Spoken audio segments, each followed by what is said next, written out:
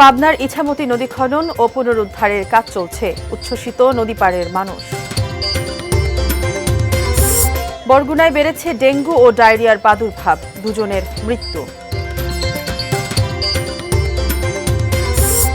৩৫ জেলার বিআরটিএ অফিসে দুদকের অভিযান। চাঁপাইনবাবগঞ্জে আমজাত পণ্যে বিপুল বাণিজ্য সম্ভাবনা, ১৫ মে আসবে রাজশাহীর আম।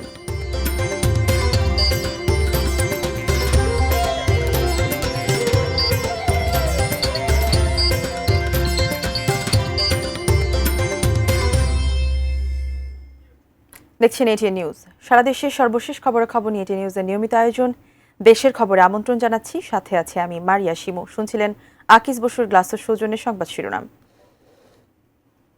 বিস্তারিত জানাচ্ছি। প্রাণ ফিরে পাচ্ছে ইছামতি। চলছে পাবনাবাসীর প্রত্যাশিত ইছামতি নদী খনন ও পুনরুদ্ধারের কাজ। তবে বড় চ্যালেঞ্জ শহরের মধ্য দিয়ে প্রবাহিত নদীর জায়গা নিয়ে দখলদারদের মামলার বাধা। মিলন মাহমুদের ক্যামেরায় পাবনা থেকে রিজভি জয়ের প্রতিবেদন। পাবনার মধ্য শহরের বুক চিরে প্রবাহিত ইছামতি নদী দখল দূষণে হয়ে পড়েছিল মৃতপ্রায়। জেলাবাসীর দীর্ঘদিনের দাবি ও আন্দোলনের ফলে বেদখল জায়গা পুনরুদ্ধার ও পুনঃখনন করে নদীকে প্রবহমান করার প্রকল্প হাতে নেয় সরকার। চলছে প্রিয় ইছামতির প্রাণ ফেরানোর কাজ। সিএস ম্যাপ অনুযায়ী সেনাবাহিনীর ২৪ ইঞ্জিনিয়ারিং কনস্ট্রাকশন ব্রিগেডের তত্ত্বাবধানে চলছে খনন কাজ। প্রায় ১১০ কিলোমিটার দৈর্ঘ্যের প্রকল্পটির প্রায় ২৫ কিলোমিটার অংশের খনন কাজ শেষ। দেখা মিলছে স্বচ্ছ জলরাশির, আনন্দে আত্মহারা নদীপাড়ের মানুষ।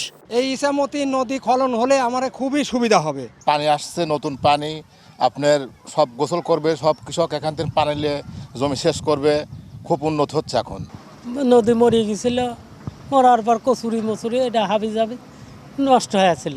এখন খুব খুশি আমরা। প্রকল্প প্রস্তাবনা অনুযায়ী যাতায়াত ও সৌন্দর্য বর্ধনে নদীপাড়ের বিভিন্ন স্থানে নির্মাণ হবে ছোট বড় ২৩টি সেতু, থাকবে ড্রেনেজ ব্যবস্থা, ওয়াকওয়ে এবং ঘাট। পরিবেশ রক্ষায় রোপণ করা হবে বৃক্ষরাজি। তবে শহরের মধ্য দিয়ে প্রবাহিত নদীর দখলদারদের করা ৯৪টি মামলা হয়ে দাঁড়িয়েছে বড় চ্যালেঞ্জ। এখানে প্রতিবন্ধকতা একটা জিনিস আমি বেশি ফিল করি, সেটা হলো যে শহর অংশে বেশ কিছু মামলা আছে। এই মামলাগুলো আসলে কিছু নিষেধাজ্ঞাও আছে। তো এটা কোর্ট থেকে একটা আইনগত একটা সলিউশন পেলে পারে আমাদের এই প্রতিবন্ধকতাগুলো আমি মনে করি যে খুব দ্রুত সমাধান হয়ে যাবে। আইনি জটিলতা কাটিয়ে দ্রুত সময়ে প্রকল্প বাস্তবায়নের আশা সেনাবাহিনী ও প্রশাসনের। বিজ্ঞ আদালতের সাথে কথা বলেছি যে মামলাগুলো দ্রুত নিষ্পত্তি হলে এই প্রকল্পটি বাস্তবায়ন দ্রুত সম্ভব এবং জনগণের যে আশা আকাঙ্ক্ষা এবং এই নদী খননের যে উদ্দেশ্য সেটা বাস্তবায়ন হবে। ঐতিহ্যবাহী ইছামতি নদীর প্রাণ ফেরানোর প্রকল্পটির খরচ ধরা হয়েছে ১,৫৫৪ কোটি টাকা। প্রকল্পের কাজ শেষ হবার কথা ২০২৭ সালে। Mirza Monalisa, desk report, ATN news. বরগুনায় বেড়েছে ডেঙ্গু ও ডায়রিয়ার প্রাদুর্ভাব। এরই মধ্যে ২ নারীর মৃত্যু হয়েছে। পর্যাপ্ত ওষুধ ও চিকিৎসক সংকটে হিমশিম খাচ্ছে হাসপাতাল কর্তৃপক্ষ। অন্যদিকে ডেঙ্গু মোকাবেলায় মশক নিধনের উদ্যোগ নেই স্থানীয় প্রশাসনের।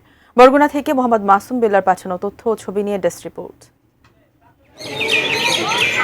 জেলার ১২ লাখ মানুষের চিকিৎসার প্রধান ভরসা বরগুনা ২৫০ শয্যা জেনারেল হাসপাতাল। হাসপাতালে বর্তমানে ৫৩ জন ডেঙ্গু রোগী চিকিৎসাধীন।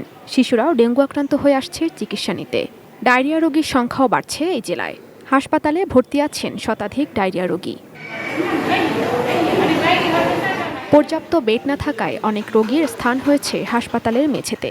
তবে ওষুধ ও চিকিৎসক সংকট এবং হাসপাতালের অব্যবস্থাপনায় দিশেহারা রোগী ও স্বজনরা। মশক নিধনের উদ্যোগ না থাকায় রয়েছে ক্ষোভ। বেড পাইতেছি না, বালিশ না, চাদর না, গরিব মানুষ মেডিকেলে তো আই সাহায্যের জন্য কিছুই পাই না। সামান্য টেস্ট, তারপরে সামান্য নর্মাল সেলাইনগুলো তাও আমাদের বাইরে থেকে কেনা লাগে। যেখানে জনবল দরকার, ডাক্তার থাকা দরকার, সেইখানে সেই পরিমাণে জনবলও নেই, ডাক্তারও নেই, কোনো ভালো চিকিৎসা না, কোনো নার্স নাই, কোনো ডাক্তার নাই, কোনো কিচ্ছু নাই। তাহলে এই হাসপাতালটা কি কারণে এই জায়গায় জনগণের জন্য দিয়েছে।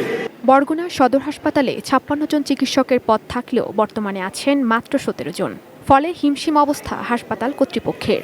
ডেঙ্গুতে যে সমস্যাগুলো হয়, যে আমাদের পানি শূন্যতা হয়, প্লেটলেট কমে যায়, প্রেশার কমে যায়। আমাদের রুগীর যে সমস্যা নিয়ে কথা বলে আমরা সেইভাবে ম্যানেজ করার চেষ্টা করি according to our national guideline. গত বছরের মতো এবছরও যাতে ডেঙ্গুর ভয়াবহতা বৃদ্ধি না পায়, বৃষ্টির মৌসুমের আগেই তার প্রস্তুতি দেখতে চান জেলাবাসী। Ishrat Lima, desk report, ATN news. মাগুরার শিশু আসিয়া ধর্ষণ ও হত্যা মামলায় সাক্ষ্য দিয়েছেন ঢাকা মেডিকেল কলেজ হাসপাতালের ফরেনসিক বিভাগের 2 চিকিৎসক। এর মধ্য দিয়ে 8 দিনের সাক্ষ্য গ্রহণ শেষ হলো। সকাল 10টার দিকে ডাক্তার মমতাজ আরা এবং ডাক্তার দেবিকা জেলার নারী ও শিশু নির্যাতন দমন ট্রাইব্যুনালের বিচারক এম জাহিদ হাসানের আদালতে সাক্ষ্য দেন। সমন দেওয়ার পরও পরপর 2 দিনে সাক্ষ্য দিবসে হাজির না হওয়ায় তাদের বিরুদ্ধে গ্রেপ্তারি পরোয়ানা জারি করেছিলেন ট্রাইব্যুনাল। এ মামলায় 2 চিকিৎসককে নিয়ে বাদী সহ মোট 29 জন আদালতে সাক্ষ্য দিলেন। আজও ঝিনাইদহ জেলা কারাগার থেকে প্রধান অভিযুক্ত হিটু শেখ সহ আসামিদের আদালতে হাজির করা হয়। 1 মার্চ শিশুটি নিজ বাড়ি থেকে বড় বোনের শ্বশুর বাড়িতে বেড়াতে যায়। মাগুরা শহরের নিজ নান্দুয়ালি গ্রামে বোনের শ্বশুর বাড়ি গিয়ে গত 6 মার্চ ধর্ষণের শিকার হয় 8 বছরের শিশু আসিয়া।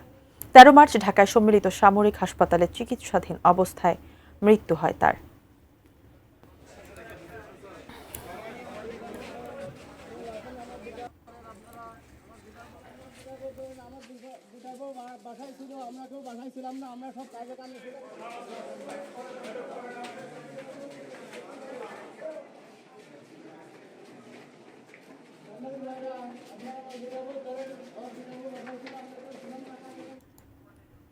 রাখাইনে যুদ্ধের জেরে পালিয়ে আসা মিয়ানমারের সেনা ও সীমান্তরক্ষী বাহিনী বিজিবি সদস্য সহ 40 জনকে দেশটিতে ফেরত পাঠিয়েছে বাংলাদেশ। বিকালে কক্সবাজার বিমানবন্দর থেকে মিয়ানমারের বিশেষ বিমানে করে তাদের ফেরত পাঠানো হয়। এর আগে সকালে মিয়ানমার সেনা ও বিজিবির 34 জন সদস্যকে বাসে করে বিজিবি ও পুলিশের কড়া নিরাপত্তায় কক্সবাজার বিমানবন্দরে আনা হয়। এছাড়া কক্সবাজার জেলা কারাগার থেকে বিভিন্ন মেয়াদে সাজা ভোগ শেষে মিয়ানমারের নাগরিক 6 আসামিকে প্রিজন ভ্যানে করে বিমানবন্দরে আনা হয়। কক্সবাজার বিমানবন্দরের পরিচালক মোহাম্মদ গোলাম মর্তুজা হোসেন জানান, ইমিগ্রেশন শেষে মিয়ানমারের একটি বিশেষ বিমানে তাদের ফেরত পাঠানো হয়। এর আগে 3 দফায় পালিয়ে আসা আরও 752 জনকে ফেরত পাঠায় বাংলাদেশ।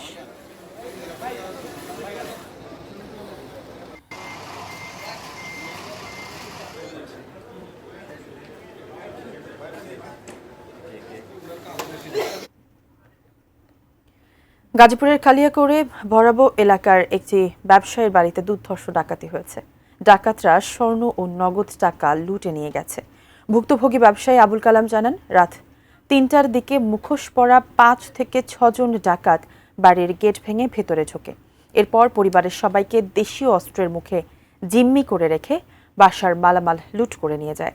মৌচাক পুলিশ ফাঁড়ির ইনচার্জ আব্দুল সালেম জানান, রাতেই টহল পুলিশ ঘটনাস্থলে যায়, কিন্তু তার আগেই ডাকাত দল পালিয়ে যায়। লুট হওয়া মালামাল উদ্ধার ও ডাকাতদের গ্রেপ্তারে অভিযান চলছে বলে জানিয়েছেন তিনি।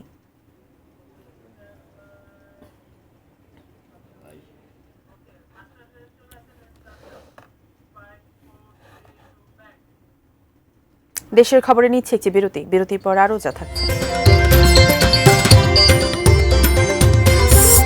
ঠাকুরগাঁওয়ের রানী শঙ্কুল সীমান্ত থেকে 4 বাংলাদেশিকে ধরে নিয়ে গেছে বিএসএফ এবং আশ্রয় নেওয়া মিয়ানমারের 34 সেনা সহ 40 জনকে ফেরত পাঠালো বাংলাদেশ।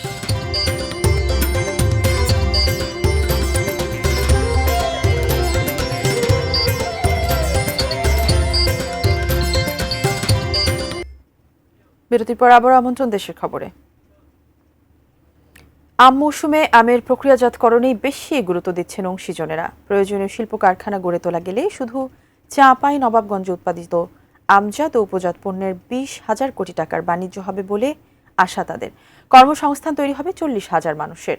চাঁপাইনবাবগঞ্জে প্রথমবারের মতো আয়োজিত আম সম্মেলনে উঠে আসে আম বাণিজ্যের সংকট ও সম্ভাবনার নানান তথ্য। মঙ্গলবার কানসাট রাজবাড়ী মাঠে ম্যাঙ্গো ডেভেলপমেন্ট ফোরামে আম সম্মেলনের আয়োজন করে। সম্মেলনে বক্তারা আম প্রক্রিয়াজাতকরণের উপর গুরুত্ব দিতে সরকারের প্রতি আহ্বান জানান। দিনব্যাপী আয়োজনে দেশের বিভিন্ন জেলা থেকে 3 শতাধিক আম উদ্যোক্তা ও ব্যবসায়ী অংশ নেন।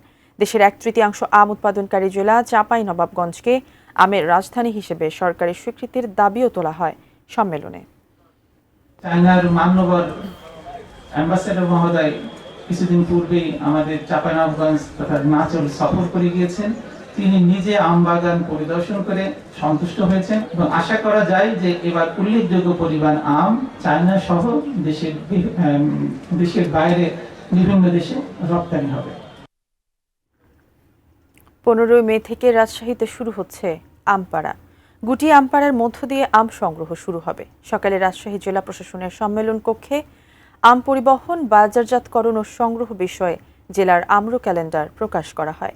সব ধরনের গুটি আম 15 মে থেকে 22 মে গোপালভোগ, 25 মে রানী পছন্দ বা লক্ষণ ভোগ, 30 মে থেকে হিমসাগর বা খিরসাপাত, 10 জুন বানানা ম্যাঙ্গো ও ল্যাংড়া, 15 জুন থেকে আম্রপালি ও ফজলি পারা যাবে। অংশীজনদের পরামর্শে আবহাওয়া ও আমের আকৃতির উপর ভিত্তি করে আম পাড়ার সময় বা আম্র ক্যালেন্ডার নির্ধারণ করা হয়েছে বলে জানান জেলা প্রশাসক। নির্ধারিত সময়ের আগে অপুষ্ট আম পারলে তার বিরুদ্ধে ব্যবস্থা নেওয়া হবে বলেও জানান তিনি। চলতি বছর রাজশাহীতে 19,603 হেক্টর জমিতে আম উৎপাদনের লক্ষ্যমাত্রা ধরা হয়েছে 2,60,000 মেট্রিক টন। একটা ভালো আম, একটা যে পরিপক্ক আমের যে ফুড ভ্যালু থাকে, যে পুষ্টিমান থাকে, সেই আমটা এবং স্বাদ সেটি জানি আমাদের ভোক্তারা জানি পায়, সেজন্যই কিন্তু আসলে এই ক্যালেন্ডার ঘোষণা করা হয়। 15 মের আগে কোনো আম নামবে না। 15 মে থেকে শুরু হবে আমাদের গুটি আম। আবার 15 মেতে যে আবার রানী পছন্দ বা গোপালভোগও নামবে না। এটারও যে টাইম দেওয়া আছে সেই টাইম অনুযায়ী আমরা নিশ্চিত করব ইনশাল্লাহ এই আমগুলো এইভাবেই বাজারজাত হবে। ঠাকুরগাঁওয়ের রানী সংকৈল সীমান্ত থেকে 4 বাংলাদেশিকে ধরে নিয়ে গেছে ভারতীয় সীমান্তরক্ষী বাহিনী বিএসএফ। 50 বিজিবি ব্যাটালিয়নের অধিনায়ক লেফটেন্যান্ট কর্নেল তানজুর আহমেদ জানান, সকালে জগদ্দল সীমান্ত থেকে ভারতের 184 বিএসএফ ব্যাটালিয়নের মুকেশ ক্যাম্পের একটি টহল দল 4 বাংলাদেশিকে ধরে নিয়ে যায়। তাদের ফিরিয়ে আনতে পতাকা বৈঠকের জন্য বিএসএফকে চিঠি দেওয়া হয়েছে বলে জানান তিনি। তবে এখন পর্যন্ত আটক ব্যক্তিদের পরিচয় নিশ্চিত করা যায়নি।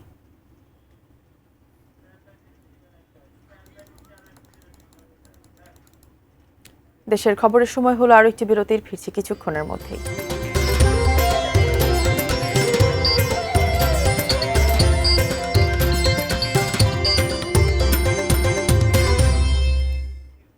বিরতির পর আবারও আমন্ত্রণ, দেখছেন দেশের খবর। সিলেট বিআরটিএ কার্যালয়ে অভিযান চালাচ্ছে দুদক। সেখানে আছেন প্রতিনিধি কামরুল ইসলাম মাহি। বিস্তারিত জানাতে সরাসরি যুক্ত হচ্ছেন তিনি। মাহি, আমরা জানি যে দেশের বিভিন্ন বিআরটিএ অফিসে আজ দুদকের যে অভিযান সেগুলো চলছে এবং দালালদের হস্তক্ষেপ এবং ঘুষের যেই অভিযোগ রয়েছিল সেই ভিত্তিতে আমাদের জানাবেন যে সিলেটে এই মুহূর্তে বিআরটিএ যে অভিযান চলছে সেখানে কি অবস্থা এবং কোনো দোষী পাওয়া গেছে কিনা। শিমু, আপনাকে ধন্যবাদ। আমরা আসলে এই মুহূর্তে বিআরটিএর অফিসে আমরা অবস্থান করছি এবং পরিস্থিতিতেই দুদক এখানে অভিযান পরিচালনা করছে এবং এই অভিযানের ফলে বেশ কিছু অনিয়ম এবং দুর্নীতির তথ্য আসলে আমরা এখানে এসে পেয়েছি এবং দুর্নীতি দমন কমিশন যে অভিযান পরিচালনা করছে সেটি মূলত ড্রাইভিং লাইসেন্স এবং গাড়ির ফিটনেস সনদ দেওয়ার প্রক্রিয়ায় ঘুষ লেনদেন এবং দালালদের দুর্গাপুর এই অভিযান পরিচালনা করছে এবং এই মুহূর্তে আসলে যে জায়গা থেকে অভিযান পরিচালনা করছেন সেটি আসলে মোটরযান পরিদর্শক দেলোয়ার হোসেনের দিলে আসলে অভিযান পরিচালনা করা হচ্ছে এবং এখানে ভুক্তভোগী অনেকেই এসেছেন। ভুক্তভোগীদের সঙ্গে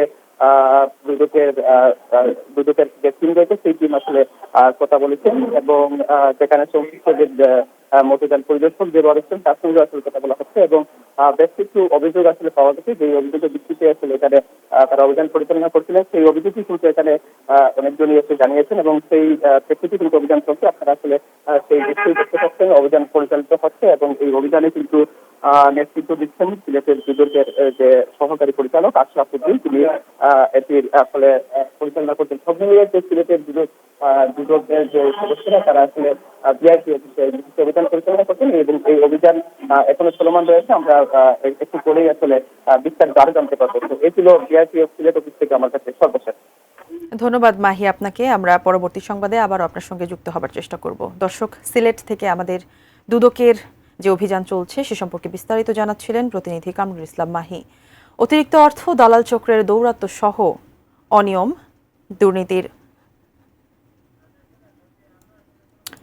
দুর্নীতির নানান অভিযোগে ঢাকা সহ দেশের 35টি জেলায় অভিযান চালিয়েছেন দুর্নীতি দমন কমিশন দুদক কর্মকর্তারা। দুপুরে যশোর বিআরটিও কার্যালয়ে আকস্মিক অভিযান চালায় দুদক। এ সময় 3 দালালকে হাতে নাতে আটক করা হয়। পরে ভ্রাম্যমাণ আদালতের মাধ্যমে 2 জনকে জরিমানা ও অন্য একজনকে জেল ও জরিমানা দেয়া হয়।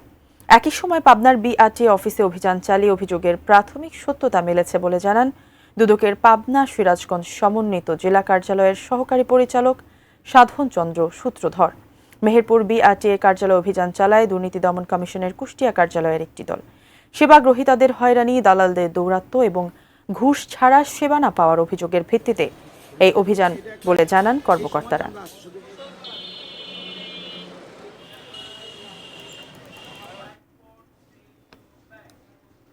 শেষ করব দেশের খবর, তবে তার আগে আকিজ বসির গ্লাসের সৌজন্যে শিরোনামগুলো আরো একবার। পাবনার ইছামতি নদী খনন ও পুনরুদ্ধারের কাজ চলছে, উচ্ছ্বসিত নদী পাড়ের মানুষ। বরগুনায় বেড়েছে ডেঙ্গু ও ডায়রিয়ার প্রাদুর্ভাব, 2 জনের মৃত্যু। 35 জেলার বিআরটিএ অফিসে দুদকের অভিযান। চাঁপাই নবাবগঞ্জে আমজাত পণ্যে বিপুল বাণিজ্য সম্ভাবনা, 15 মে আসবে রাজশাহীর আম। ঠাকুরগাঁওয়ের রানী সংকুল সীমান্ত থেকে 4 বাংলাদেশিকে ধরে নিয়ে গেছে বিএসএফ। এবং আশ্রয় নেয়া মিয়ানমারের 34 সেনাসহ 40 জনকে ফেরত পাঠালো বাংলাদেশ।